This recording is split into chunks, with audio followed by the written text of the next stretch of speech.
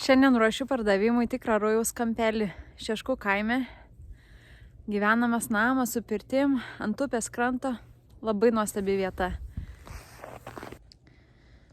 Karkasinis namas, tinkamas gyvenimui. Šulinys. Malkinė. Malkinė, pirtis, priepirtis. Takai ir įvažiavimas iškloti trinkelėmis. Kiemas išklotas trinkelėm, takai. O čia įvažiavimas trinkelėm, tik nesimato, nes sniegas. Namas labai šiltas, karkasinis pagal norvegišką projektą statytas. Čia paupys. Upė. Už upės laukai.